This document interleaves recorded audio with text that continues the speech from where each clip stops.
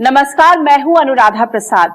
2020 का इंतजार कई बरसों से था, लेकिन इस साल के पहले 6 महीनों ने ही इतना कहर बरपा दिया है कि पूरी दुनिया कह रही है कब खत्म होगा 2020।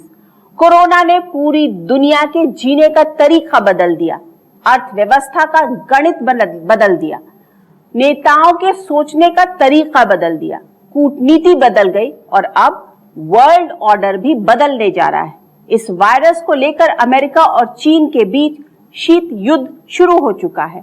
कूटनीति के बिसात पर नए तरह की गोलबंदी की स्क्रिप्ट पर तेजी से काम चल रहा है।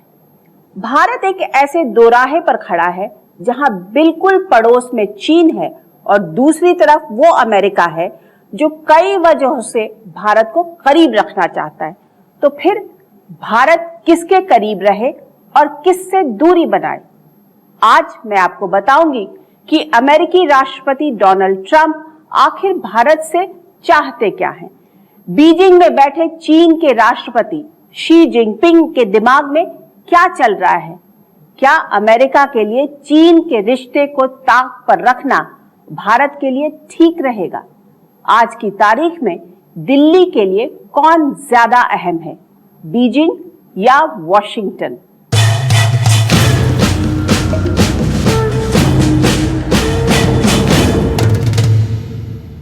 ये कोई नहीं जानता कि अगले 6 महीने में कोरोना रहेगा या खत्म होगा।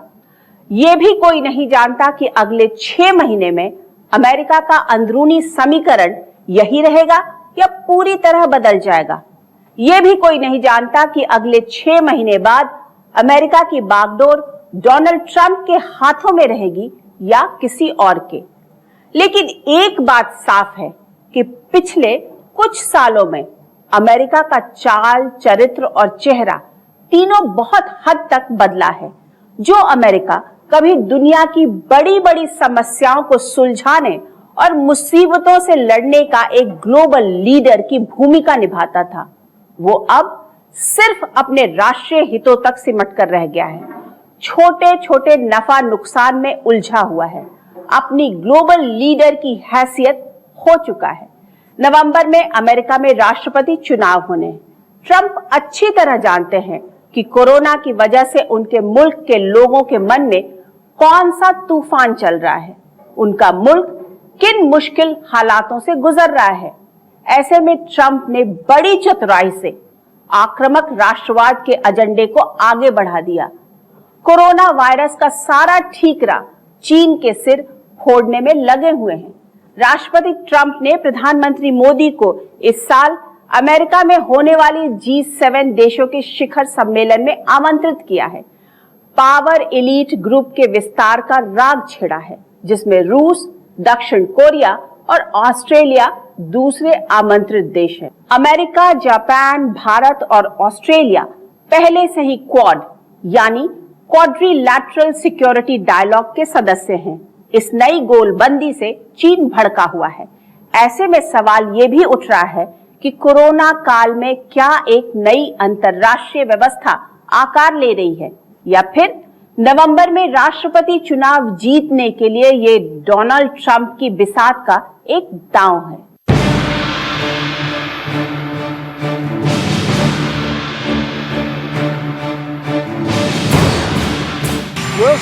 We'll see. We got a lot of things going with China. We're not happy about China, I will tell you that. The ink wasn't dry on a great trade deal, and all of a sudden, the plague comes in from China. We're not happy about it. राष्ट्रपति Donald Trump चीन को लेकर कई बार अपने गुस्से का इजहार कर चुके हैं। अमेरिका में कोरोना विस्फोट के लिए ट्रंप चीन को जिम्मेदार ठहराते रहे हैं। वो जानते कि इस वायरस की वजह से उनके मुल्क के लोग कितने गुस्से में हैं, जिसका राष्ट्रपति चुनाव में उन्हें खामियाजा भुगतना पड़ सकता है।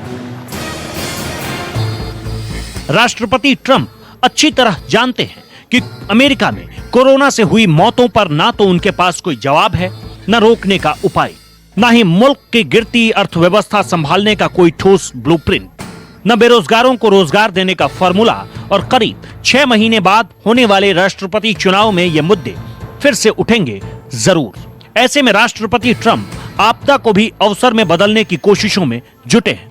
इसीलिए कोरोना विस्फोट के लिए सीधे चीन को जिम्मेदार ठहरा रहे हैं। चीन के खिलाफ नई कूटनीतिक बिसात बिछा रहे हैं।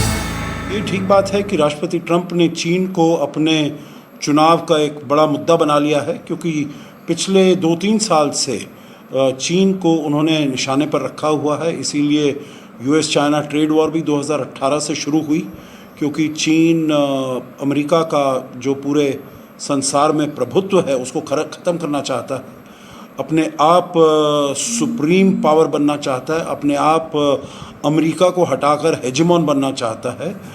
राष्ट्रपति ट्रंप अच्छी तरह जानते हैं कि कूटनीति में हर एक्शन का रिएक्शन होता है। ऐसे में डोनाल्ड ट्रंप ने G7 देशों की शिखर बैठक में भारत को न्योता दिया।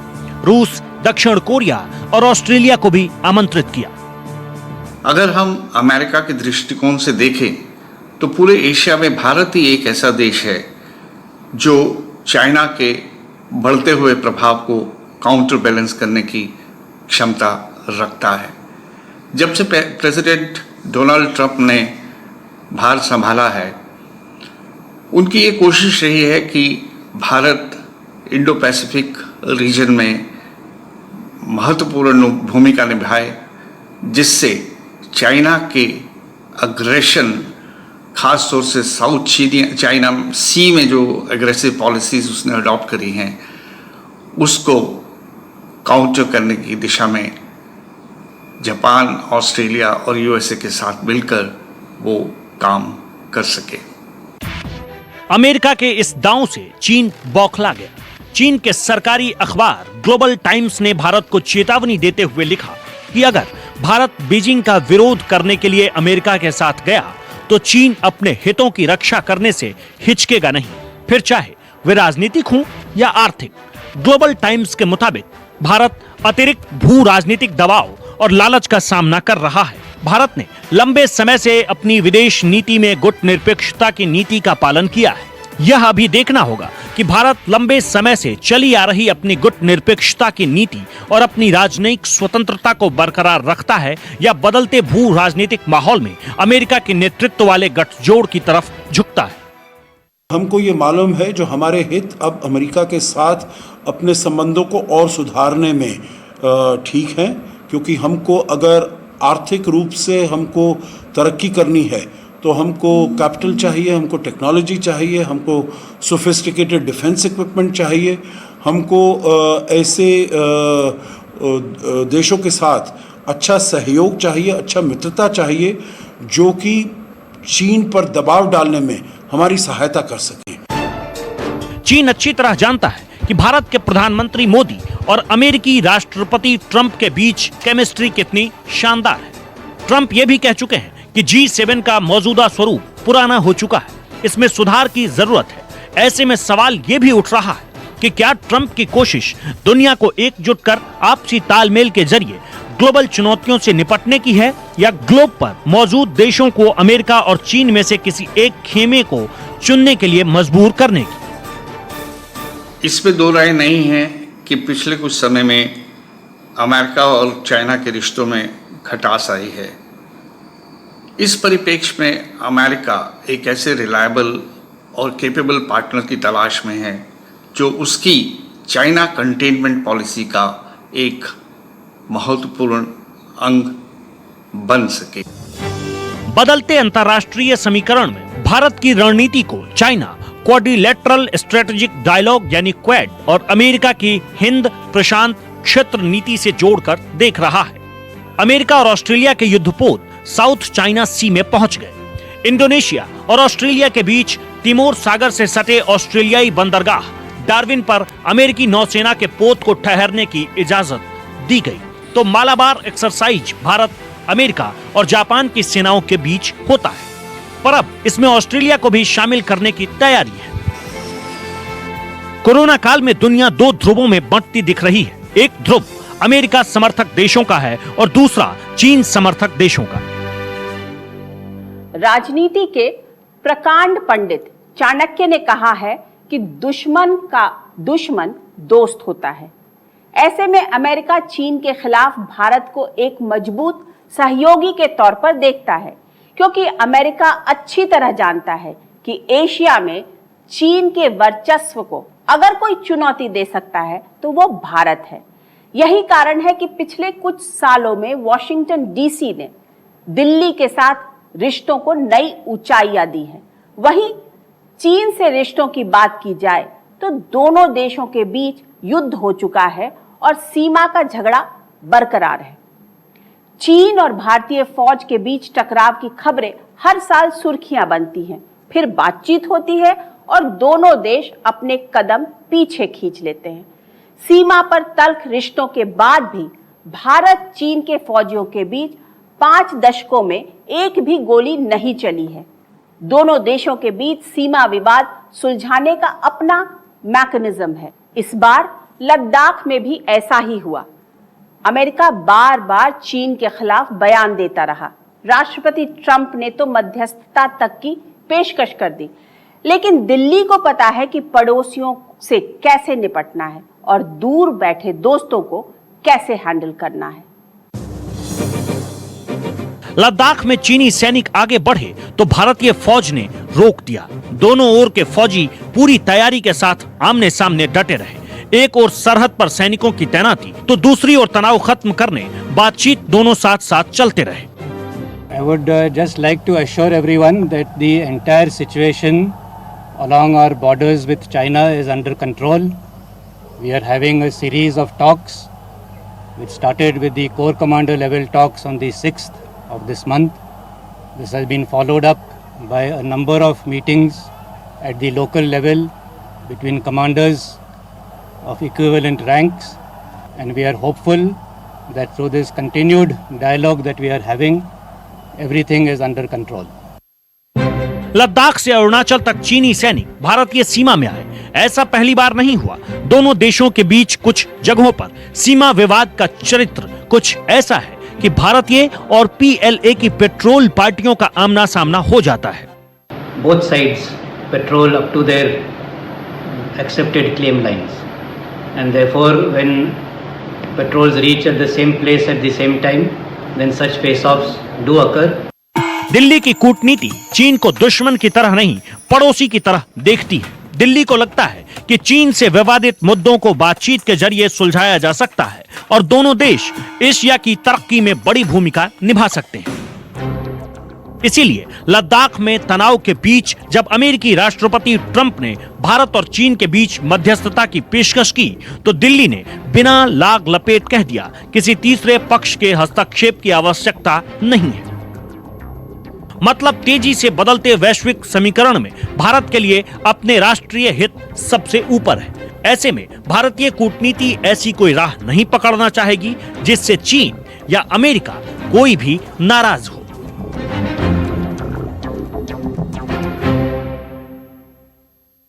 कोरोना के बाद 2 ध्रुवीय विश्व में भारत किस पाले में होगा, ये बड़ा सवाल है।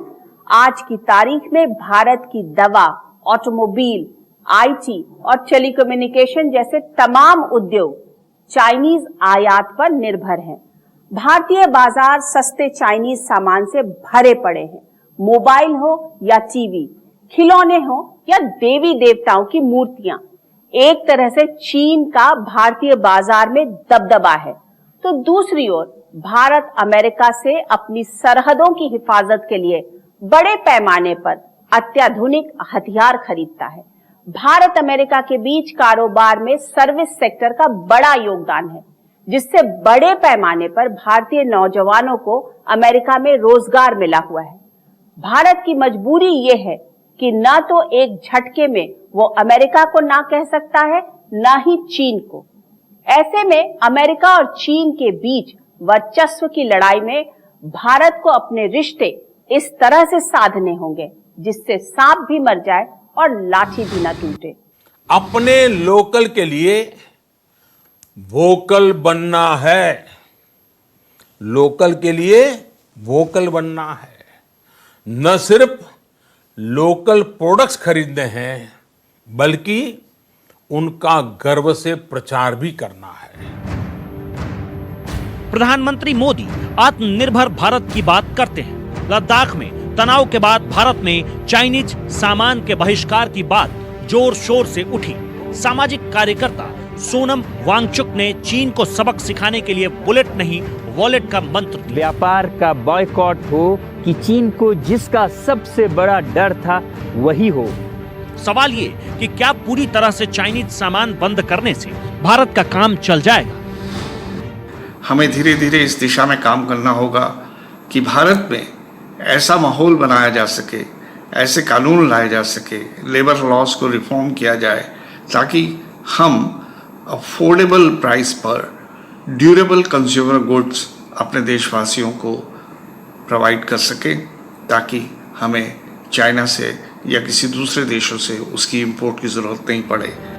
भारत की दवा, ऑटोमोबाइल, आईटी, टेलीकम्युनिकेशन जैसे उद्योग चाइनीज आयात पर निर्भर है। कोरोना काल में भले ही मोदी सरकार ने 20 लाख करोड़ का राहत पैकेज दिया, छोटे उद्योगों को रफ्तार देने के लिए कई पहल हुई। प्रधानमंत्री मोदी ने आत्मनिर्भरता का मंत्र दिया। भारत की संकल्प शक्ति ऐसी है कि भारत आत्मनिर्भर बन सकता है। एक विशेष आर्थिक पैकेज की घोषणा कर रहा हूं। यह आर्थिक पैकेज आत्मनिर्भर भारत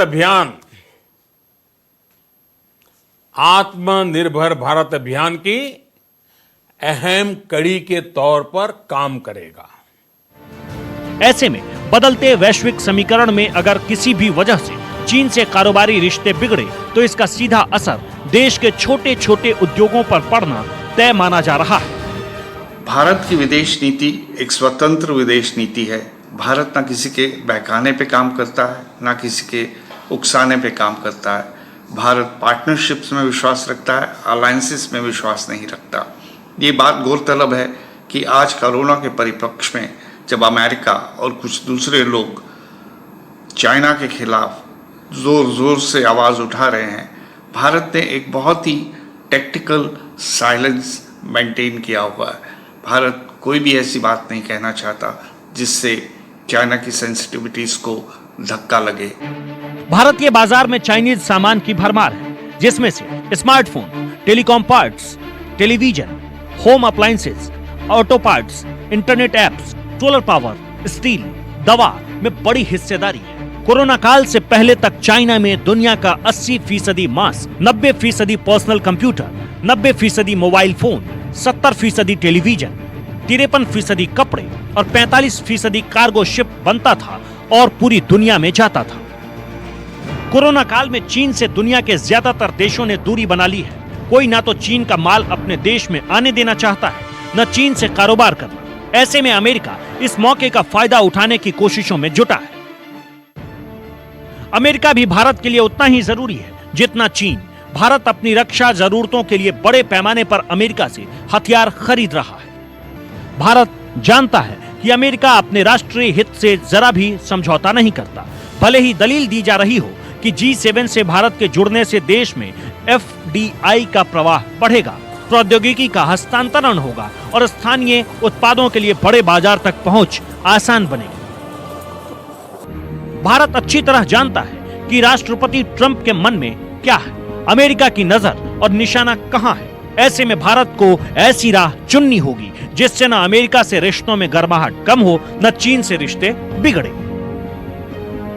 चीन के राष्ट्रपति शी जिनपिंग की आंखों में एक बड़ा सपना पल रहा है, एक ध्रुवीय एशिया का। चाइना अपनी महत्वाकांक्षा को पूरा करने की राह में भारत को एक बड़ी दीवार की तरह देखता है।